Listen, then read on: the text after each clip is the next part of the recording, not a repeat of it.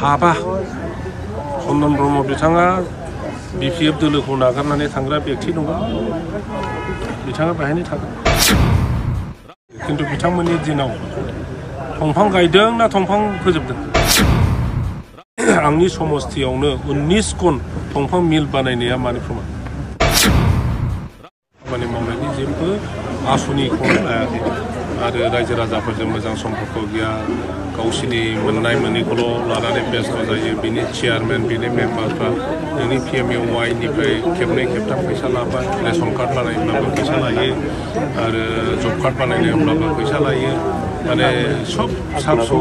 माबानिफ्रायनो माबा मोनसे सार्टिफिकेट फैयो बेहायब्लाबो फैसासो होयो बेफोरनि थाखाय अतिस्थ जाबाय रायजो राजाफ्रा दा ओंखायनो BPF-आव दैदेनगिरिफ्रा जयेन जाफैदों बिथांमोनहा बे ओनसोलाव UPPनि जानानै थैथाब थांथाब खामानि मावनायमोन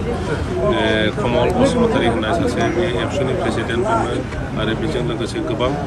दैदेनगिरि बिथांमोनहा फैदों आरो जायफ्रा दिनै फैनो हायाखै 1 माससोनि उनाव फैगोन बेनि उत्तरखौ जोंहा MLA रबिराम नार्जारिया अलरेडि होबाय आं आरो बिनि सायाव बुंफिननोबो लुबैयाखै आं दहाय रायजो राजाफोरजों रायज्लायनायाव बे खोथाखौनो बुंदों जे रबिराम नार्जारिया बिथांखौ बुंबाय जे बिनि खर'आ बेलेन्सआव दंना गैया जुदि ओरैबायदि नुयो जे बिथांनो ट्रिटमेन्टनि प्रयोजन दं गतिके सोरबा साइकियाट्रिस्टनाव थांनाया प्रयोजन दं बे खोथाखौ रबिराम नार्जारि MLA स्वयं बिथांखौ बुंबाय आंखौ आगोलावनो बुंग्रोदों परबतजरायाव जे गावलायनो परबतजरायाव UPPनि जानाय दारायसिगोन आरो आंनो चिरां दुवार समस्तिखौ हगारलांसिगोन आं लायनो UPPनि केन्डिडेट जानानै दारायगोन आं सोर आरो बिथाङा सोर रायजो राजाया बिजिरगोन हाग्रामाया सोर बिथाङा सोर रायजो राजाया बिजिरगोन हाग्रामानि जि कन्ट्रिबिउसन समाजाव बिथांनि जि खामानि मावनाय बिनि कम्पेरिजनाव जाहा रन्जित बिथाङा माबाखौ हाग्रामा बिथांखौ जुदि मैदेरजों रुजुयो अब्ला आं सानो बिथाङा मासे बोस्रोमबो नङा बिथांनि कम्पेरिजन हाबा चन्दन ब्रह्म बिथाङा BPF दोलोखौ नागारनानै थांग्रा व्यक्ति नङा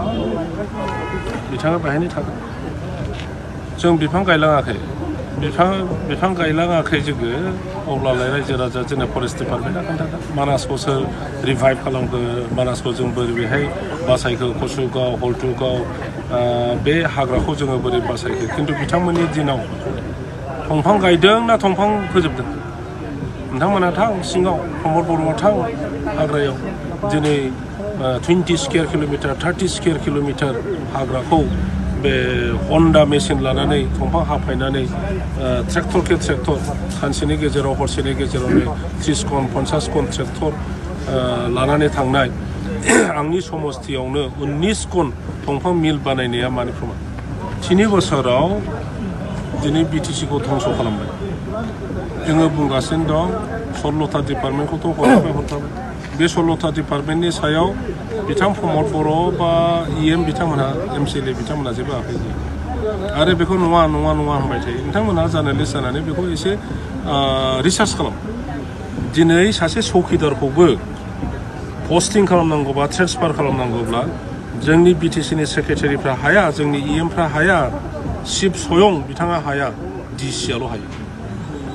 नोंनि स्किम हमनांगौ एडुकेसननि स्किम नोंनि एग्रिकालचारनि स्किम नोंनि हेल्थनि स्किम DC-नि बादै रावबो हाया बे मा जादों DC-आथ' नोंनि आन्दाराव गैया आरो दा मोनसे अर्डार दिहुनदों आसामनिफ्राय बेखौ जुदि BTC गभर्नमेन्टआ आरो मानिबावो अब्ला जोंनाव जि BTC-ना साख्रियालफोरनो बेथन होनो हानाय क्षमता जों जे बेथन होयोमोन बे बेथन होनाय क्षमतायाबो आरोबाव उथायजाबावसै आरो बेखौ जुदि उथायबायब्ला BTC-आ लंथं जेबो गैला जे